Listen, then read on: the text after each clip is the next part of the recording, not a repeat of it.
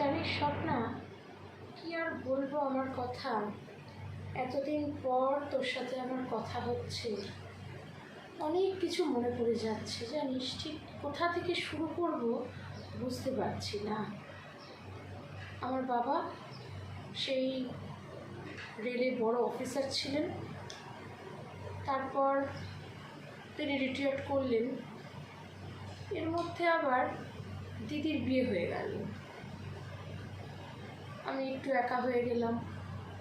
তার কিছুদিন যেতে না যেতে দাদা দাদা চলে গেল চাকরি নিয়ে ব্যাঙ্গালোরে। দু ভাই বোন দুদিকে চলে গেল, পড়ে রইলাম আমি একা। তারপর যেভাবে হোক আস্তে আস্তে চলছিলাম, চলতে তো হবেই। বাবা মার বয়স হচ্ছে, আমি তো সবসময় ব্যস্ত, হাই স্কুলের টিচার, খাতা দেখা, ছাত্রছাত্রী এই নিয়েই রয়েছি। জীবনের সময়টা না দেখতে দেখতে কোথায় যেন কেটে গেল, বুঝতেই পারলাম না। কিছু ভাবাও হলো না নিজের জন্য আর আলাদা করে।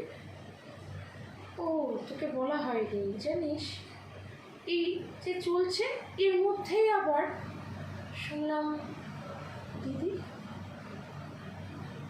বিয়ে করে সংসার করবে, বাচ্চা হবে, আমি মাসি হব।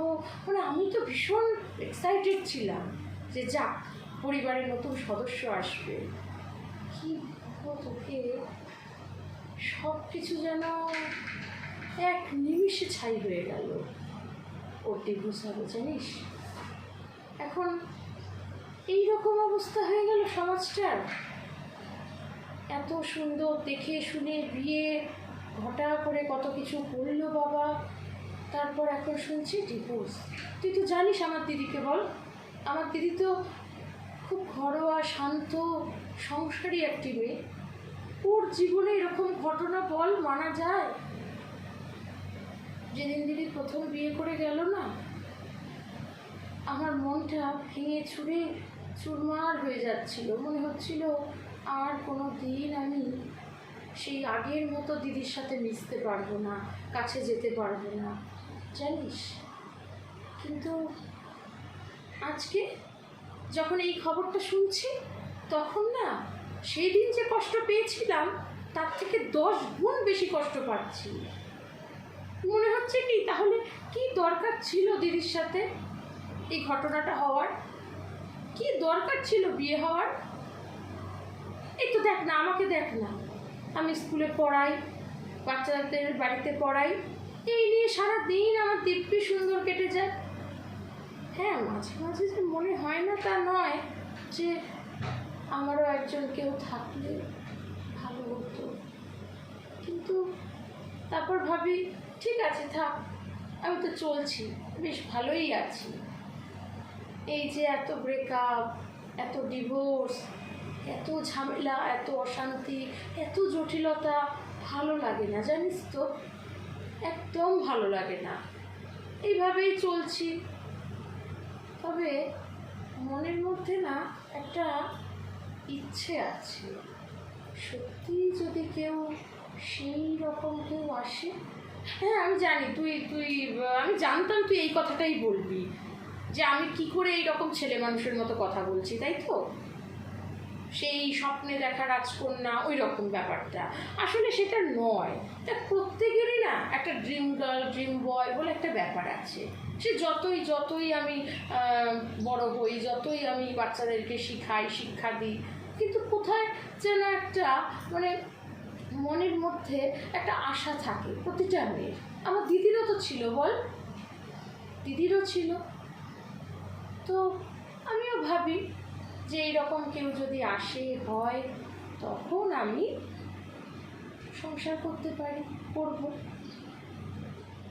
আর দিদি চলে আসছে ভেবে না একটা দিকে শুধু একটু সান্ত্বনা লাগছে।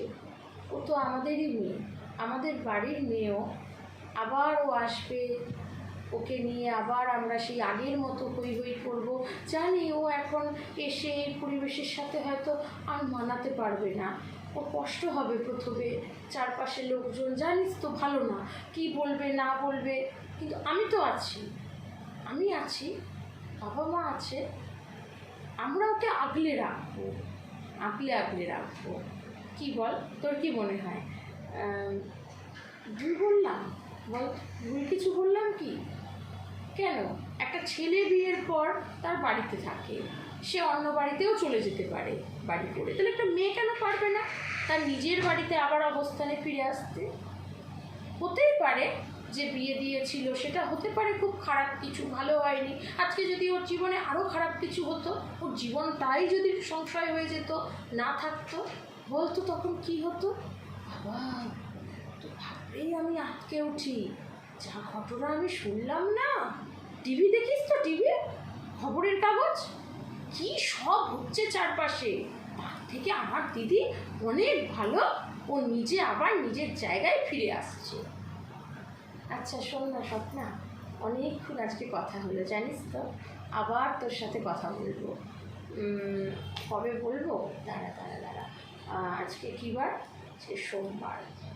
দেখ, সপ্তাহের প্রথমেই তোর সাথে কথা বললাম, ঠিক আছে দাদা, তুই একটা কাজ কর, এক সপ্তাহ বাদে আবার তোর সাথে কথা হবে, ঠিক আছে? ভালো থাকিস।